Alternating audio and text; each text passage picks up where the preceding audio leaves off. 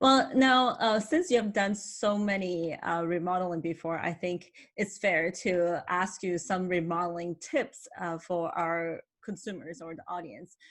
So when you look at a home, you walk into a home, you obviously it's like, okay, this home looks kind of old. What are Mhm. the most important thing you look at to decide whether this is a good property or not for your clients? Yeah, actually, a lot of things we look at is not just cosmetics. First we making sure that the house have good structural, meaning the foundation is good, the roof is good, the frame is good. There's no structural problems, because these problems can be more costly than just cosmetics. You're looking at maybe 100,000 up to $200,000 worth of problems.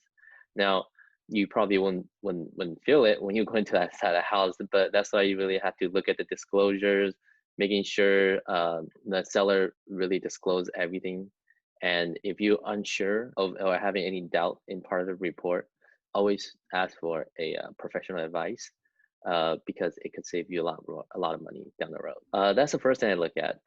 And after that, you go into the cosmetics, the bathroom, the kitchen, what we call like more interior, and then the electrical, the lighting, the plumbing, because any upgrades in the house, you're just looking at thousands and thousands of dollars. Yeah. So, for example, if you walk into the house, how can you tell if there might be some foundation issues of the house? Well, first, when the floor is uneven, usually that's kind of like a first sight. You have to look into the report further for explanation. But that's not saying there will be a foundation problem if the floor is not even. It's just saying there's a potential.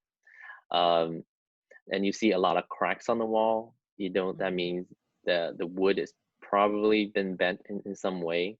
Uh, but that's not saying it will have a problem. It's just a potential. I mean, we bought houses that's floor is not even, but there's no foundation problem with it, and um, so just It could be just just the settling issues, right? yeah, Of it the just could be foundation. like soil. After a while, the soil settled. The house settled. Part of the house Mhm. will settle more than the other, so that's why the house is uneven. So Mhm. that's why it's just some signs you look at, and then but you always refer back to the report to see what the professional had to say. Yeah. I think a lot of times, a lot of buyers first thing walk into the house as soon as they see like they don't like maybe they don't like how the kitchen looks and they feel like, well, this is a really daunting task, I don't think I can handle it. How would you Hmm. advise them when they say like, I really don't like the kitchen, I don't like the cabinets, I don't like the countertop? How much is it going to cost, how long do you think it's going to take to remodel the kitchen? So usually a kitchen renovation takes anywhere from 2 to 3 weeks. That also depends on what kind of material you use. So 2 to 3 weeks, you generally can get a kitchen done. For a bathroom remodel, you're looking at about 7 to 10 days. And then if you choose a good contractor, they will really help you to pick out the right materials and help you to get the items or materials scheduled so that it can finish on time. Uh, and price wise, every kitchen site a little bit different, so it can be Depends on the range from appliances, so how custom it, your it cabinets is. exactly, it can be from anywhere from 20 to $50,000. It really depends on what Yeah. your personal budget is. And also depends on how large your kitchen is, how many cabinets it can fit in. I agree with you. It's so funny because I know there are a lot of buyers actually thought the kitchen and the bathroom remodeling is a huge task. And when we tell them that it's only taking maybe a couple of weeks, 2 weeks to 3 weeks, I personally have done kitchen within a week. I mean, but but to other people, sometimes they think that, oh, it's such a big task, but it's actually pretty manageable for unless you have to start moving lines, right? Yeah. If you're just replacing the existing cabinets, it's pretty fairly simple. Uh, Mhm. and you can just go to any Home Depot or Lowe's. They help you pick up as long as they get the dimension of your kitchen, they can design the kitchen for you on the spot. So Mhm. really, it just uh, making a couple trips to go to the cabinet stores and get these cabinets and stones and pick up your appliances. And the rest the contractor can just pick it up for you and then install them for you. So it's it's not that bad if you don't have time. Yeah. It's actually quite manageable. Yeah. Now, what kind of improvement would yield the most when selling a house? I think I kind of know what you're going to say, but yeah. Okay. Yes. So obviously right now it's probably the kitchen and the bathroom will yield the most return. That's why most people want to renovate their kitchen and bathrooms. But another thing is really painting the house. Uh, Mm, the painting a house and flooring really it have a really big visual impact for your eye. So that way you can see the house in a different way. The yeah. color and the flooring is different. Most of the time we use laminated or engineered wood because that's the what the that really kind of make the house look more spacious and cleaner compared to carpet. Do you Also, have a preference on like darker or a lighter color? it depends on the house too. If the house is smaller, I would prefer lighter color because lighter color kind of have more.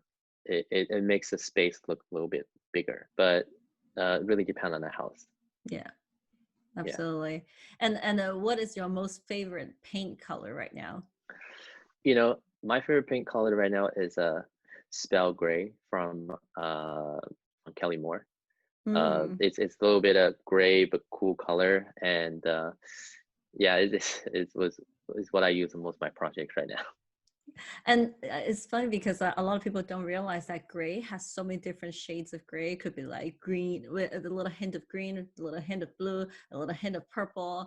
There are just so many different grays that you have to be careful. And then plus the lighting, what kind of lighting you're gonna shoot on it, it can accentuate certain color from the gray as well. Oh yeah.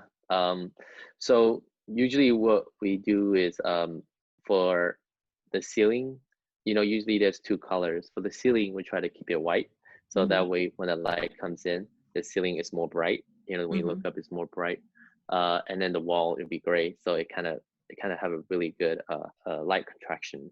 So when you Yeah. look at it, it looks really nice. That's true. Now, besides these cosmetic remodeling, sometimes you guys move walls. And what would be like a general advice that you would tell somebody before they start moving walls or designing a complete different floor plan within the house? Well, I would just say hire a professional to look at the wall to make sure the wall is not a load bearing wall What because kind of moving a professional?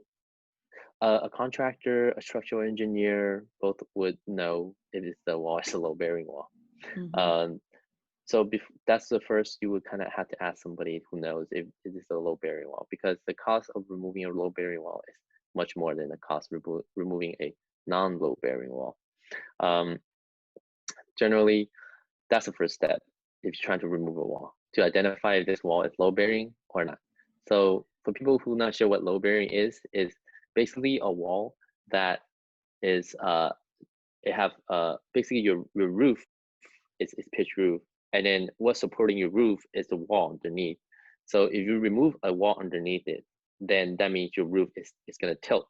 So you have to find a support for that roof so that it doesn't come down. So that's how you kind of define a load bearing wall. Yeah, is there any way? I know there are some people say, "Oh my God, this is a load bearing wall," but I still want to somehow create a open space feel. How would they do it then?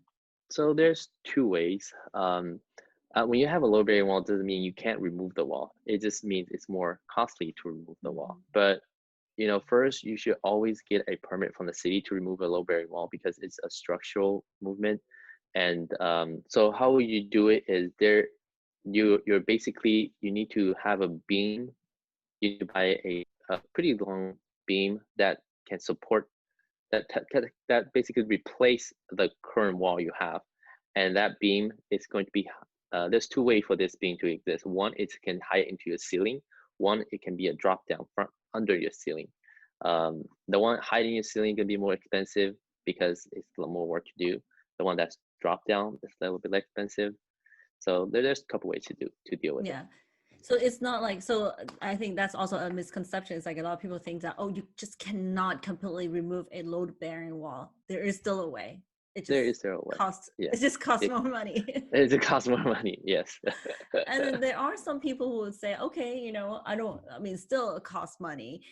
Maybe I'll just open a window kind of in a way, so that to Hmm. give that visual of that you go through the wall. So it's not entirely separate room. There's still a little window where you can see the other room, right?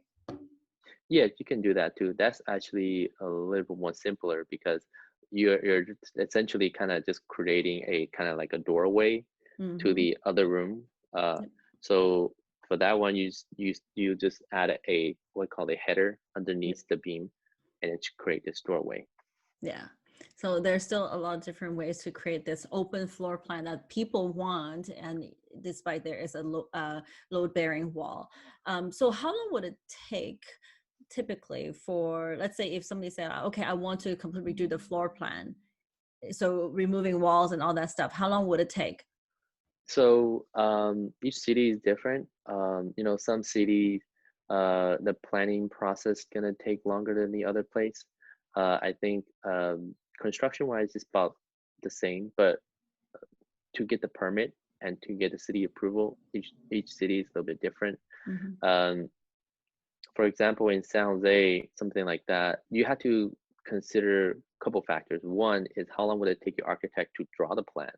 Usually they're running about like 1 month to draw a plan because they need to measure it, they need to do structural calculation, and they need to get to the city and get approved. So to draw that plan usually takes about 3 to 4 weeks. You go to the city sometimes could take another 3 to 4 weeks to review your plan. And then if there's no revision, if there is revision, then they goes another month that going to Yeah. revising your plan.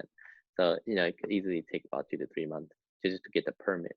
Now, to do the work, you hire a contractor to come in to break the wall, and then to add the, let's say if you just want to completely rip out that wall and have a clean, open look, when you do a demo, you add the beam on top of the, hide it into the ceiling.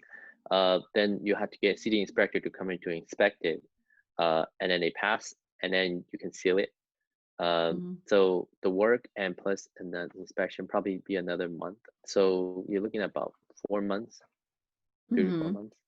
3 to 4 months on. So it is Yeah. definitely a much bigger project compared to just updating, painting, flooring, kitchen. Those you probably can Yeah. get it done within a month. And then once you Yeah. start talking about removing a wall. Now, what if somebody say like, I want to add another bathroom or add additional square footage to the house? Yeah, that very much goes to the similar process as adding and removing the low bearing wall. Is you kind of have to get the plan drawn, go to the city. Adding a bedroom or a bathroom is a little bit more complicated because now you gotta do additional foundation, you gotta do framing, you gotta do roof, you gotta do wall insulation, drywall, and then there's about 4 to 5 inspection. But if you're doing a bathroom, you're looking at about 7 to 8 inspections just to add a bathroom. So you have to think about And that's and because of the additional plumbing, yeah, right, additional that you have to. plumbing, electrical Mhm. that you have to schedule inspection for. So that's why it's and right now when you order city inspection, they don't come the next day. So sometimes you have to wait for the inspector to come before you can move on to your next part of the project. Yeah, next step. Yeah, next step of the project. Yeah. So if you miss that, now the inspector never give you a set time, right, to come. It's like, oh, I'm gonna be there too. It's never gonna be like that. It's gonna give you a time frame. Yeah, time frame. And Usually it's mhm, morning or afternoon between 9 to 12 or 1 to 4. So yeah, if you're not working and you have to just be there, you still have somebody have to be there to yeah, kind of show the inspector what you've done. yeah. What, and then if you miss that inspector, then you And have to you have wait for, to, yeah, we have to wait for the next one to come yeah. and make So another that's why appointment. Exactly. That's why it's so important. You talk to contractors sometimes. They're like, I have an inspection. They cannot leave. They just have to stay there until the inspector shows up. Then they can leave. Yep, exactly. So now let's move to the next level. What if you have to build a brand new house? So building a brand new house, it's a lot more knowledge based, because building a brand new house, you have to know that every land is not suitable to build. Um, so for people who, looking to build their dream home, because a lot of people want, how the home, how they want it from scratch, Mm-hmm. um, a custom home. So the first step is you have to find a piece of land that is suitable to build a single family home. Um, and for investors, if you're looking to build like apartment complex or multifamily, making sure that your land is zoned to do that. Um, so we just talk about if your land is zoned to build a single family, then what you do, right? Or So, there is already a single family and you have to tear it down, then obviously that's the oh easiest yeah, part. That's the zoning is there. Um, yeah, but that costs more because you're buying a developed land and then, but okay, you could do that too. If financially makes sense, then you yeah. can buy an existing house and tear it down and then build a new house there.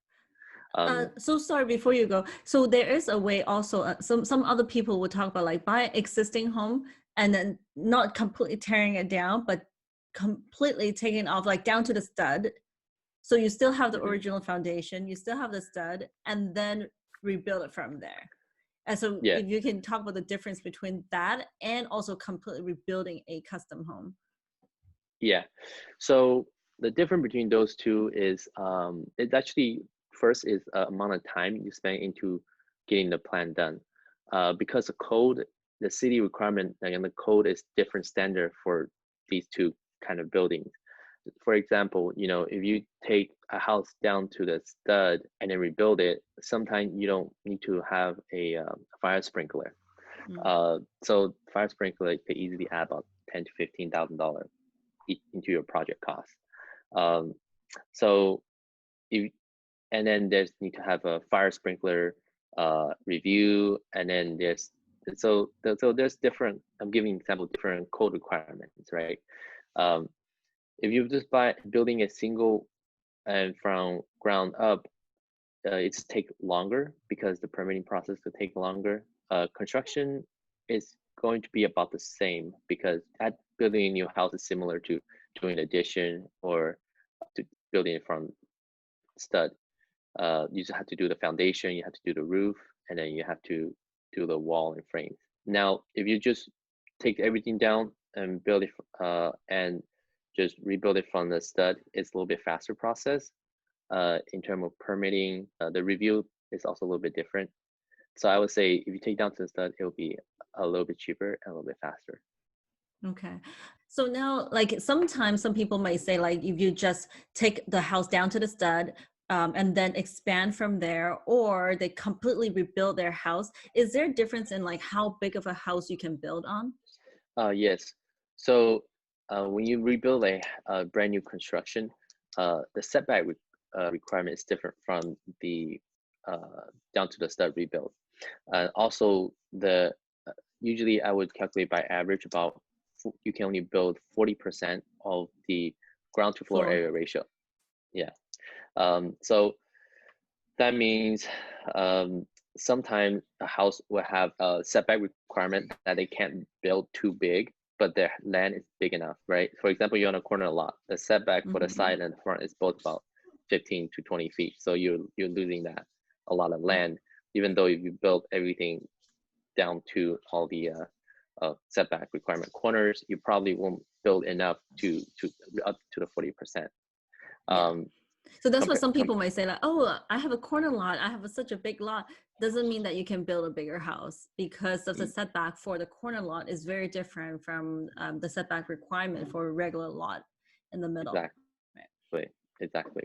Um, but funny thing is, the when you do addition for corner lots, you could actually have you can break that setback requirement. So if you do addition, the setback requirement might reduce to 5 feet to 10 feet compared to 20 feet that you have to give to the backyard. So that means If you you can rebuild. no, if you do addition.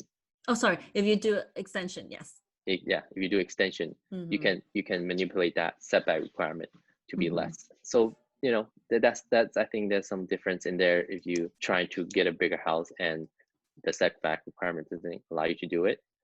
Then you So can try. potentially when you do extension, you can actually get a bigger square footage compared to just Exactly. knocking it. So somebody, if they buy a house, they really need to think about how big they really want it. So it may not be worth it just tearing it down. Maybe it's better off to extend from the existing house. Yes, but here's another thing is a lot of people look at houses these days. It's not just about the size of the house too. Some people look at the height of the house, like how Yes. tall is your ceiling. That really make a big visual difference to a lot of people. Old houses, if you're trying to get a 10 feet ceiling, you pretty much have to take down the stud around the house and then put in a 10 feet stud to lift the ceiling. It's not easy to do.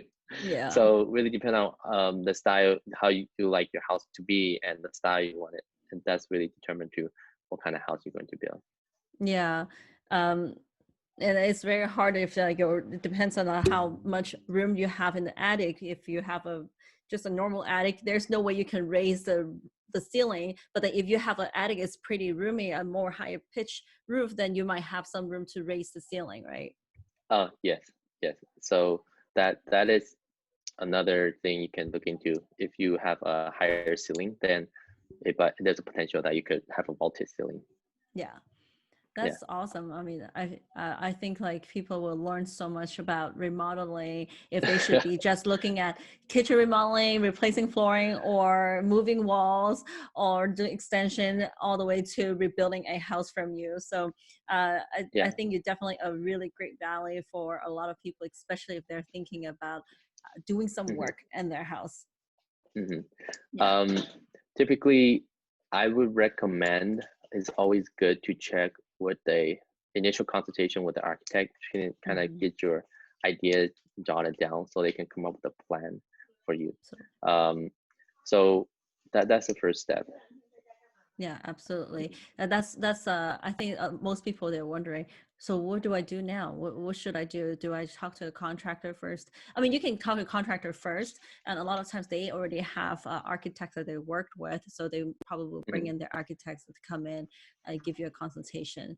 But also, I'm wondering if you know this, is that how much would it cost every time you have a change of plan with the architect? It's like, hey, can you redo this drawing again? Oh, so I typically work with LADC in San Jose. The price, it also depends on the size of You your probably house have a too. preferred pricing though. Preferred pricing. I would just say a range. I would say anywhere between $8,000 to $12,000 to try to revise and get your plan drawn. Yeah.